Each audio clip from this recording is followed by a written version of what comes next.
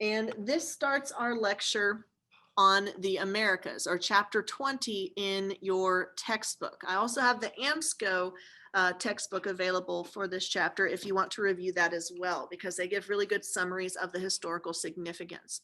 So when we talk about the Americas on the eve of globalization, that means before globalization, before all of these empires have contact with each other. Remember that prior to 1492, there was an ocean dividing the old world and the new world. Okay, so looking at the new world, what does that entail? The new world involves these areas in green, the Americas, and we divide the Americas up into continents. In this section up here, we have North America. That includes Canada and the modern United States. Here in the middle, we have Mesoamerica, which includes the Caribbean and Mexico. This is actually where Columbus is going to land. He's never going to land in the United States, right? He lands on islands in the Caribbean, so he doesn't make it to the mainland. And then here finally at the bottom with Latin America, we have South America. And we're going to look at 3 empires during this time period, during period 1. The first one that we cover is the Mississippian culture, which is right here in modern day America, following along the Mississippi River. Okay, so that's supposed to signify the river. And so that's close to where we live now. Alabama is a part of that Mississippian culture. Okay, so first North America.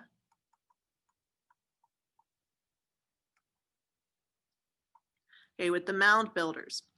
Then we're going to move into Mexico. And in Mexico, that's when we're going to come into contact with the Aztec. But prior to the Aztec Empire, we have to have context for who came before them.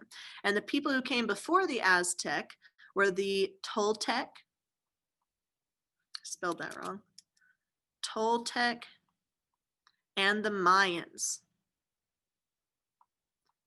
Okay, so we have continuity and change over time with the culture of the Toltec and the Mayans influencing the developing culture of the Aztec.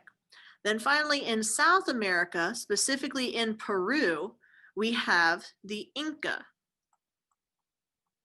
And the Inca's predecessors include the Moche.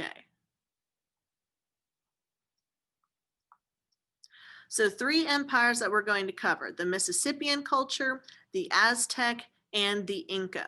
So when we talk about these empires, we're discussing civilization. So we need to discuss what are some hallmarks of civilizations? What are some signs that a civilization exists? Well, the ones that we're going to see here include that they have complex societies. They've moved beyond being hunters and gatherers.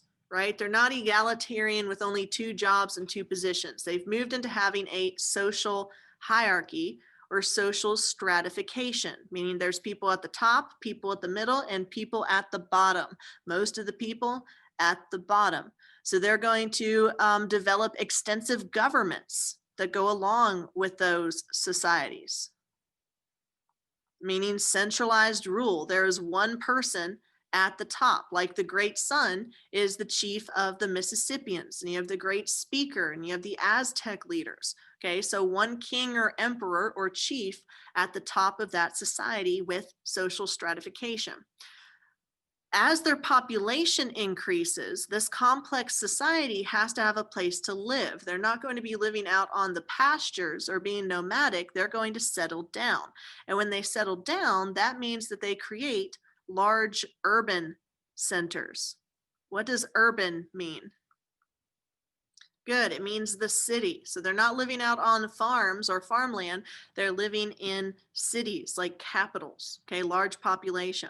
And at the center of those cities, you have temples. Okay, religion is going to be the center of these civilizations. So they have well-developed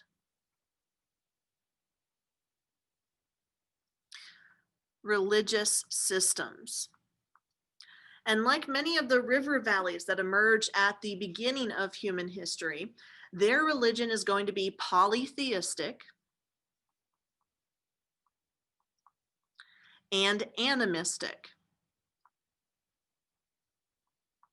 meaning that elements of nature are supposed to have supernatural power. So a river god or a sun god. In fact, the main god of the Inca is the sun god Inti.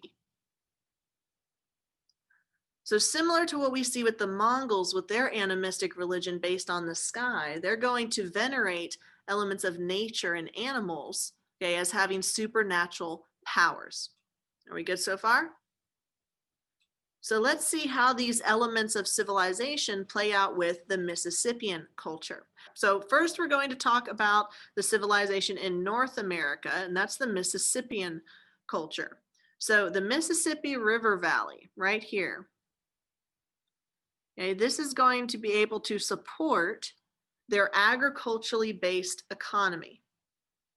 Okay, agriculturally based economy. They're going to be able to grow food. Most of the ancient river civilizations, the early civilizations in world history, developed around rivers for that exact purpose. River water is a resource. Okay, you need water to live. You need to drink it. You also need water to grow your crops. And you're not going to live very far away from rivers because irrigation systems are going to be very costly and timely to set up at first. Okay, so their economy is going to be based mostly on agriculture, but then also they're going to add trade to that mix. Now, this civilization was the first large-scale civilization in North America. So it doesn't mean that there was very sparsely populated areas of the Americas. There were millions of Native Americans living in the New World in the American continent. However, this is the first one that's centralized, or the largest civilization that's centralized in the northern part of the Americas, if you ignore Meso and South America.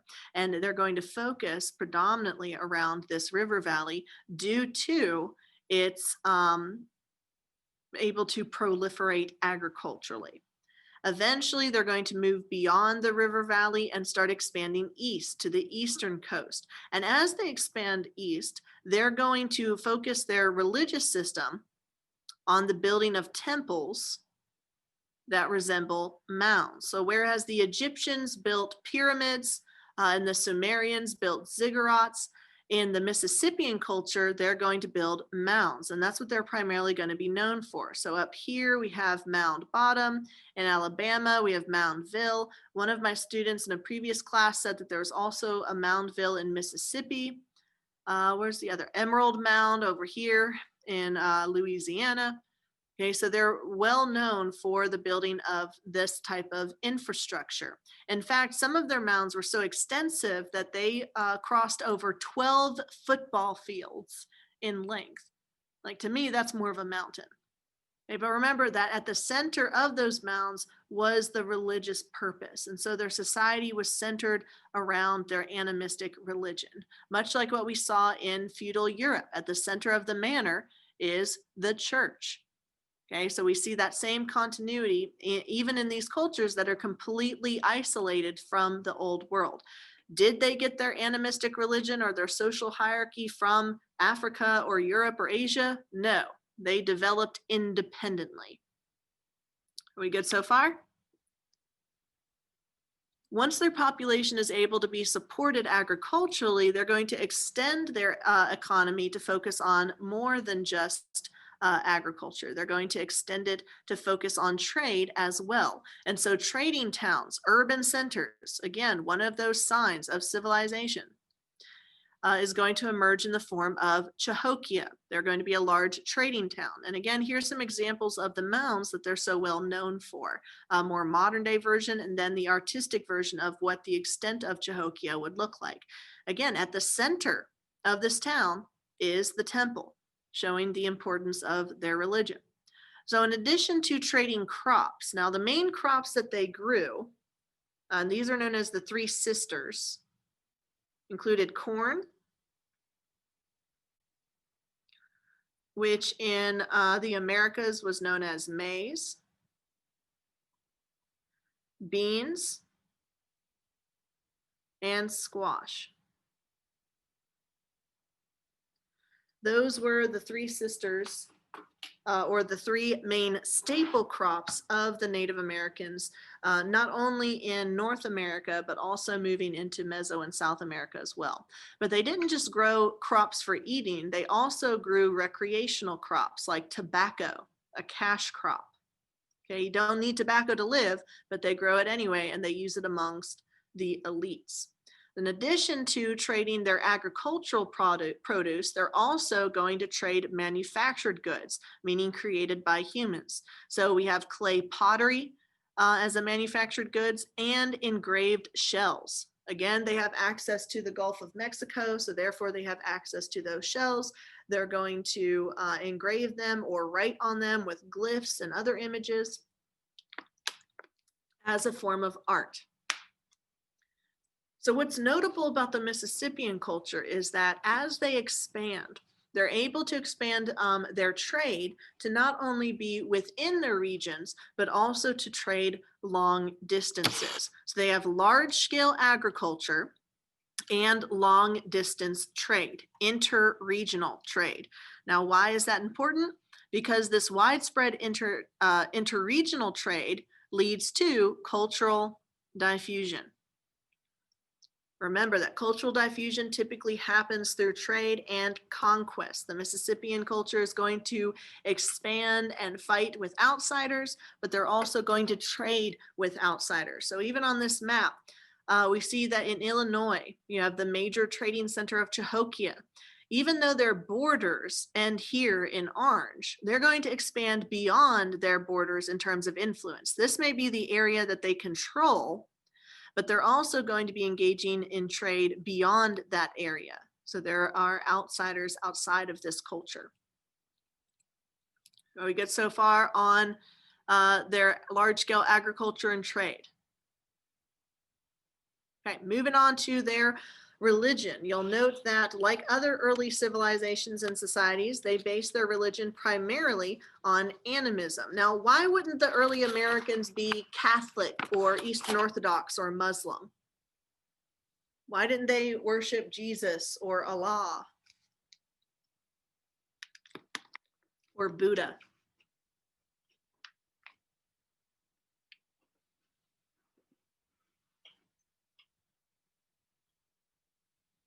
Okay, the Europeans haven't introduced it to them yet, not until 1492 and onward. Okay, so you don't have contact with any of the regions that those religions originated from. Now, technically, the Vikings did have contact with the New World back in the 800s when they established Vinland, but by that point, the Native Americans were able to push the outsiders out, and so they weren't going to continue to have that influence. So after the 800s with the Vikings, you see contact with the New World completely drop off. Hence the fact that they're not going to have cultural diffusion with the old world. So the new world doesn't have guns. They don't have cannons. They don't have gunpowder. They don't have metal weapons. They don't have camels or donkeys or horses. They don't have the wheel. Okay? All of these innovations, scientific and mathematical and inventions are not going to be diffused into the new world. They have to develop everything independently. And now this does put them at a disadvantage when the Europeans arrive, because the Europeans have a cavalry. They have a military on horseback. No horses in the new world. Okay, so that's a military advantage. They have guns. They have metal armor. They have immunity to diseases from the old world, like smallpox and measles and tuberculosis. The Native Americans have none of that. And so that's going to decimate their population. That's going to give the Europeans a military advantage, even though conquistadors like Hernan Cortez, they arrive with only hundreds of men against millions of Native Americans. Because of the influence of their military advantage and their diffusion of smallpox, the Europeans are going to have the advantage. So when we talk about the Mississippian culture's religion, it's important to keep in mind that they didn't get animism from the old world. They developed it independently. They're going to focus on elements of nature as having supernatural powers with a particular focus on animals. And they're also going to have shamans or holy men who claim to have supernatural powers, particularly when it comes to communicating with the spirit world, telling the future, healing people. And where else have we seen that? Where else have we seen shamanism?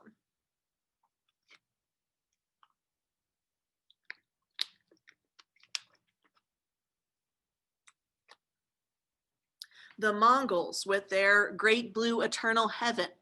Also in China, we've seen ancestor veneration and oracle bones. In Africa, we have the diffusion of animism through the Bantu migration. Now, did any of this come from the old world? No, they developed it separately and independently. Okay, but if you were to compare a new world civilization with an old world civilization, there are a lot of comparisons to be made between the Mississippian culture and the African culture, as we'll go into detail in a little bit further in these slides. Another notable aspect of their animistic religion was the fact that their religion banned them from fighting each other. They could not fight internally amongst other Mississippians. Now, they could fight outsiders, but they can't fight each other. This is something that's going to be really different from what the Aztec do. The Aztec are pretty much going to want to fight everybody, okay? Kind of like with the Mongols, right?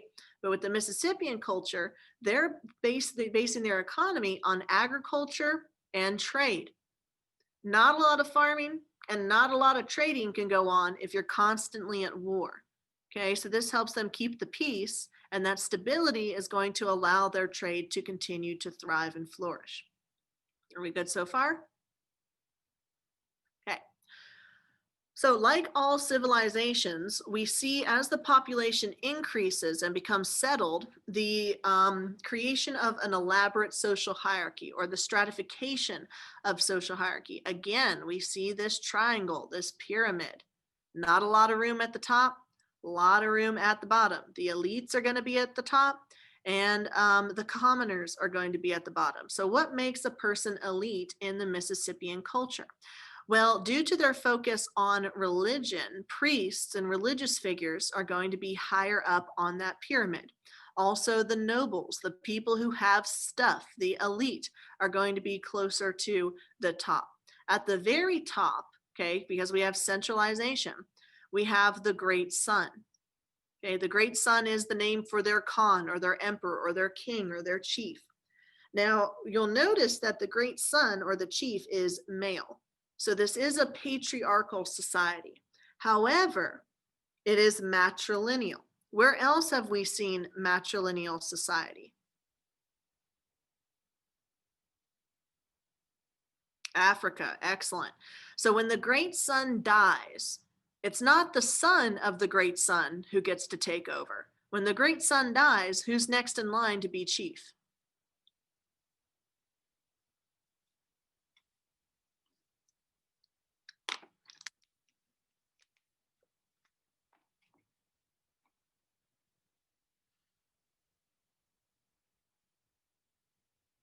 His nephew, specifically the son of his sister.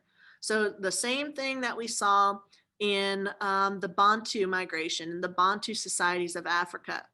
Even though they're a patriarchy where men hold positions of power, their social status is determined by the woman's family. It's determined by the mother's side of the family. So social standing in Mississippian culture isn't based on who your dad is, it's based on who your mom is. And the great son is the leader, but it's not his sons that take charge. It's his sister's sons who inherit the throne after him. Also, like in the old world, there is the concept of slavery in the new world, but that's primarily going to be prisoners of war. So people that you capture on the battlefield, which is a common thing that we see throughout these different cultures. Are we good so far? So if this empire, if this culture was thriving and was able to build infrastructure and was able to build cities and engage in long distance trade, what led them to decline? Well, due to their economy being based on agriculture very heavily, if you hit their crops, you hit their society. And so weather changes like droughts, okay, the lack of water, is going to negatively impact their ability to be agriculturally productive.